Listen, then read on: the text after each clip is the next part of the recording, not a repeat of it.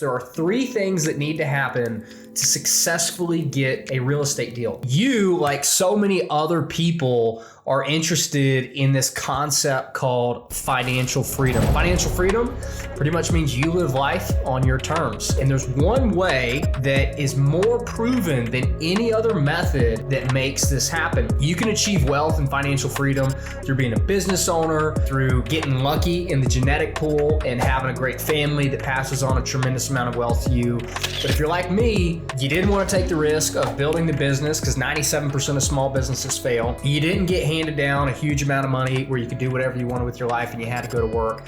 And that's why I think that the path that I've been on inside of real estate investing is so enticing to so many people, because it's like going out and it's like starting a business that's going to generate free cash flow and produce freedom in your life, but without the risk of having to start a business that requires a lot of capital, a lot of energy, and a high chance of actually failing. And that's why I think that rental property investing, real estate investing, is so popular. But all in all, the goal of this video is to drive you closer towards financial freedom. Now, if you don't know me, my name's Hayden Crabtree. I'm the author of this best-selling book, and I wrote this one as well, which is really powerful. And we're gonna break down some simple concepts that I talk about in these books so that you can go forward and actually start making progress towards financial freedom.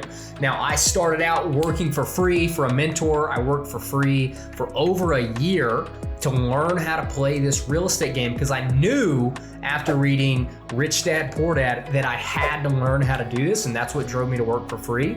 And I eventually graduated up in the ranks of real estate investing to becoming a commercial real estate investor, all with the goal of long-term cash flow to produce financial freedom for myself and my family. So if you align with that, if you want the same outcome, then I invite you to watch the rest of this video where we're gonna talk about a couple of just really quick and easy steps. And I'm gonna share my screen here in just a second, and I'm gonna show you exactly how to do this. So the first thing to think about is, how should I approach this world of real estate investing? Because real estate, there's a lot of different kind of real estate deals. There's a lot of different ins and outs. Should I learn how to do construction? Should I become a real estate agent? Should I go be a banker to learn how finance works? Listen, I didn't do any of that. I think real estate investing does not require a background in any of those. They can certainly help, but you can become a real estate investor without that experience. You just have to look through real estate investing in this really easy lens. There are 3 things that need to happen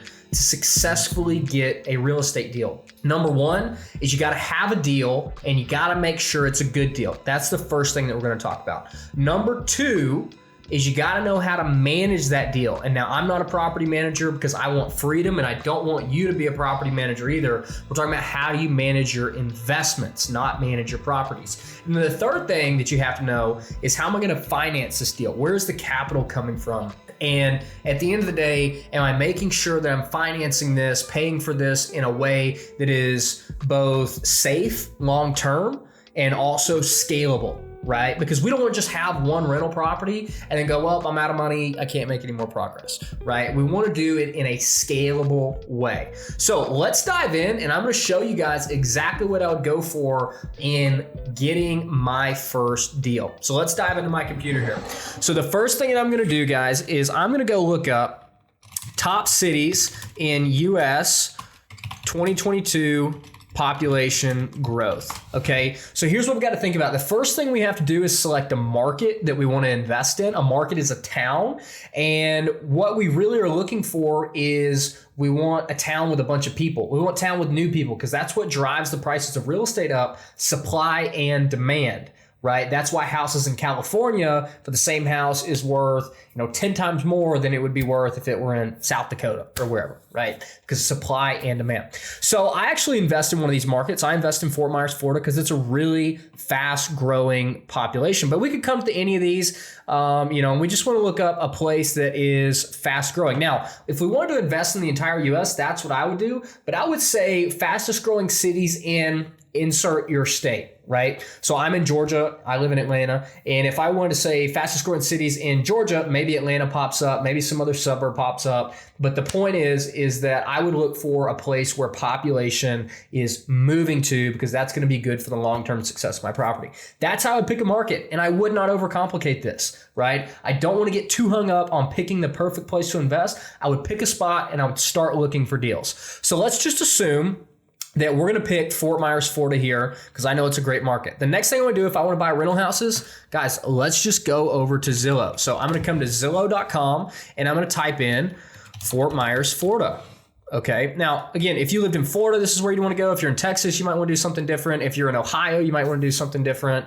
I would find a fast growing city in your area. Okay. Investing long-term, far distances away is a fine strategy. I just don't want to get into the ins and outs of it in this video because I think you can have success in your state. Okay. What we're going to do here is I have multifamily properties. We're going to do all houses, and then I'm going to come to price, and I got no prices, and I just want to make sure I don't have any filters on here, and I'm going to look at all the properties, okay? Then what I'm going to do is I'm going to come over here, and I'm going to sort by price from low to high, and I want to come through here, and I want to make sure my home type is just on houses. I don't want to look at anything else. So I'm going to unclick all of these, and then I'm gonna come through and I'm gonna start looking. So here we've got a house for 169, 169, 172. And essentially what I'm doing, guys, is I'm trying to find the area of town where there are lower priced houses. Because yes, if you're gonna pay for this yourself, then you wanna make sure that you have the down payment. There's a lot of other options that we'll talk about in the capital section. But I'm just saying for simplicity, I'd wanna find the area of town. I don't wanna go and invest where there are $1 million houses, because generally houses that are over, say, $250,000 do not cash flow.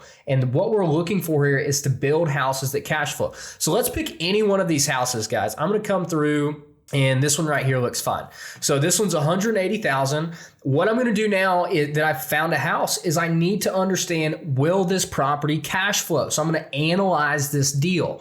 And now I actually built this little tool. No matter what kind of properties you have, this little tool is called My Property Stats, and that's what it does. It gives you stats on your property. So I'm gonna pull up My Property Stats, and we're gonna analyze this deal together in just 3 easy steps. Okay, so I'm gonna grab this address, 1604 Pawnee Street, and I'm just gonna come over here and I'm gonna paste it in, and they're asking $180,000 for this deal. So I'm gonna type in 180,000. I'm gonna say this is a fair market value, because that's how we value houses. A 2% rate of increase will just be standard. And then let's say that we're gonna put a 80% loan on it at 5% interest rate. Our payment's gonna be $773 a month.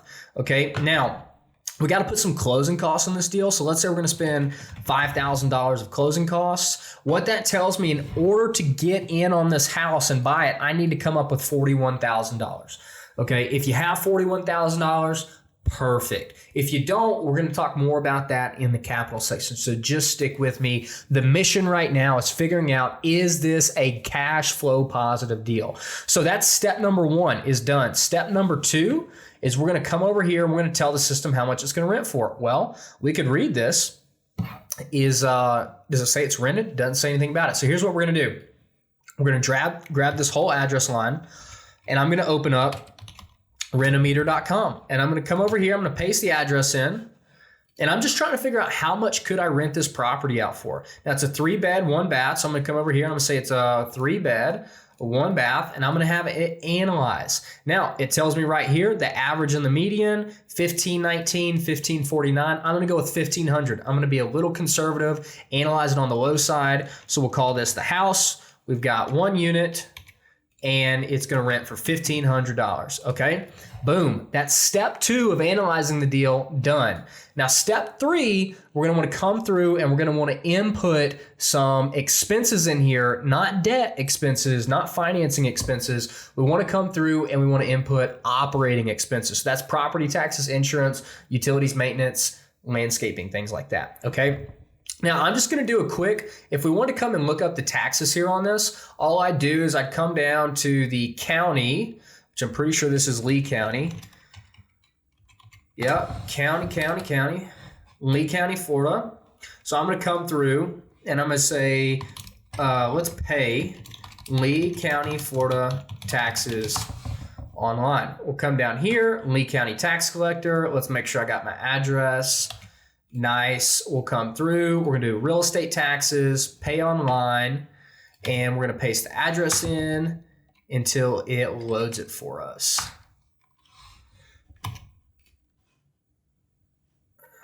Pawnee Street, right here. So it looks like they paid $1,603. Let me print this bill real quick just to get it. And so if we look at this bill, we can see that their tax amount was $1,603. So we'll come into this and we're going to view the annual bill here. Okay, so I'm going to come in and I'm going to see the annual bill, and it looks like that this house, as I read through here, has a total bill of $498 of non-ad valorem, which means that does not adjust. So I'm going to come here and I'm going to do non-ad taxes. That doesn't change. And so they have non-ad valorem of $498. That is just taxes they impose, not relative to price. And then we're going to find the valorem taxes. So as we come back here, looks like they have $1,170 and a $66,000 value. So $1,170. So we're going to do $1,170 and a $66,000 value.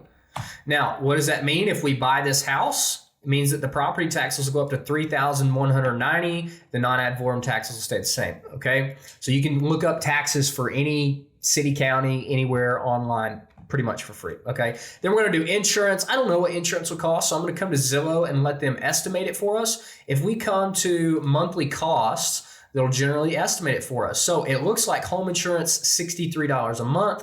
So that's what I'm going to do. I'm going to type in $63 a month. Property management. Let's say we pay a property manager 8%. Let's say we have $20 of utilities a month. That's tenant will cover most of them. And let's say we have $100 of maintenance a month, and we got to do landscaping for another $100 a month. Okay, so total expenses will be $1,160 here, and then that's step 1, 2, and 3 done. We're just going to go and see if this is a cash flowing deal. I'm going to hit this button. And boom, everything gets spit out for me to find out, is this a good deal or not on a cash flow basis? And it looks like this deal is not a good deal. Let's define what a good deal is. A good deal is something that earns you at least 10% cash on cash. So what would be a good price for us to offer on this deal to get a 10% cash on cash? I'm glad you asked. All we got to do is come to this calculator. We're going to type in 10% in year 1, and we're going to hit seek answer, and it's going to tell us at what price we could find or what price we could pay for this deal, and it would be a good deal. In running that, I realized I had too much expenses. This non-ad valorem taxes is $500 a year or $40 a month. I typed in per the year. That's going to be a big difference. So we'll come back here to the pro forma. Now it looks like it's just barely cash flow negative. Let's still find out what a good price on this would be. 10% year 1. We're going to hit seek answer. It's going to run all of the numbers for us. Okay, and this is a practice. This is something that you have to get good at. So they're asking $180,000 on this deal. This would be a good deal at $127,220. So don't make it any more complicated than that, guys. You got to go look at deals in your market. You got to figure out at what price would you pay in order for it to be a good deal. And you're oftentimes going to find that the price people are asking versus the price that it becomes a good deal are two different things, and you have to be willing to make those lower offers, right? It's not a lowball offer. Don't think of yourself as lowballing people. You're taking a numbers-based approach, okay? Because you can back up your numbers. You're just trying to earn a 10% return. That's not ridiculous, okay? And then the key is you'll generally have to do this about 100 times before somebody will accept your offer, but you'll get your first deal by getting that offer accepted. And so in the triangle of, deals, management, and capital, that's how you could tackle the deals part. That's how you actually go out, find your first deal that will cash flow is through this exact process I just showed you, but doing it 100 times. And that's what separates the people who actually achieve success in real estate investing and those who want to but never do, is just the effort that is required to get that done. Real estate investing is simple. It's not easy. But guess what? Easy can be overcome with effort. It is hard to find good deals, but if you put in enough effort, you will find those deals that cash flow. Guarantee you it's happened for me. It's happened for hundreds of people that I know, hundreds of my students in my course. It has happened again and again, and it can happen for you too. You just have to be willing to do the work. Okay, so that is exactly how you go out and you analyze a first deal absolutely free. By the way, if you want to use my property stats, I'll give you a 14-day free trial. Absolutely free. Analyze unlimited deals. If you don't like it, just cancel. You can use the coupon code FREE14days at checkout. Just go to mypropertystats.com, sign up for the deal analyzer, use the coupon code FREE14days, get it absolutely free. The second step to actually buying your first piece of investment property is knowing how to manage that investment properly. So let's talk about the one most important thing that you need to be looking at whenever you're thinking of managing your investments. There's a couple of different things, but the one thing you really need to look at is generating every single month what we call is a P&L. A P&L stands for profit and loss statement. Essentially what this does is it looks at how much money comes in to the bank account, how much money went out of the bank account, and how much money is left over. It's that easy, right? Now, where things get tricky is whenever more money gets sent out than money that comes in. That would mean that you're losing money. And so if you want to be a good investment manager, the way to do this is through trial and error. It's through actually getting out there and understanding the ins and outs. Actually go into all my investment management systems in the second book, and that is absolutely free.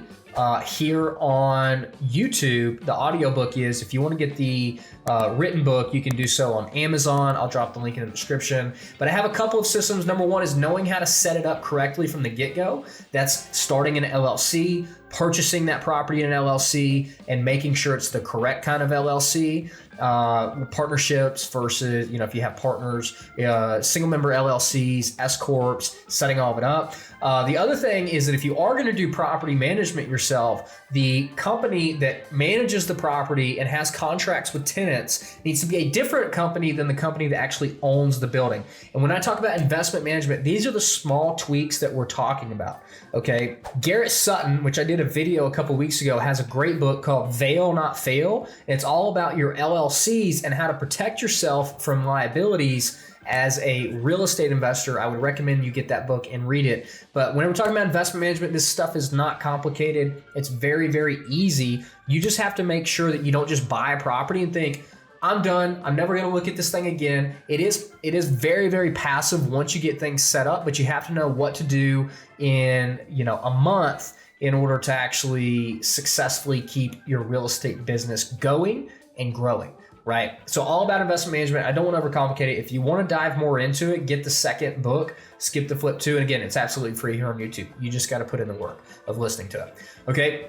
The third thing is capital, guys. So whenever we think about capital, we got to ask ourselves, hey, I do or I don't have money to actually go out and purchase this property. If you do, great. It's you and a bank, and that's perfect. But let's assume that you're watching this and you don't have money. Okay, that's where we have to learn how to become strategic, is where we have to learn to become creative. And so let me tell you a quick story, and I'll actually drop the full link to this video for you to watch it. But I bought a property for $3 million that cash flows over $100,000 a year, and I put no money into this property. So did this property require money? Yes, this property did require money. This wasn't a house. This is a commercial storage deal. And I bought this property for $3 million, no money out of my own pocket. It's been making over $100,000 a year in free cash flow. And I think that most people could live off of 100. You could live off this one deal, right? One deal you could live off of. But anyways, you can go out there and there's a lot of different ways. I did that through what I call as the lease option, which is where I lease the property. I don't own it, but I control it. You can do the same thing. I've actually done that twice. One time with no money down, another time with $30,000 down on a property. They ended up, I bought it for $500,000, ended up selling it for over $1 million on $30,000. So there's some really strategic ways on how to do this. But at the end of the day, it all reverts back to the deal.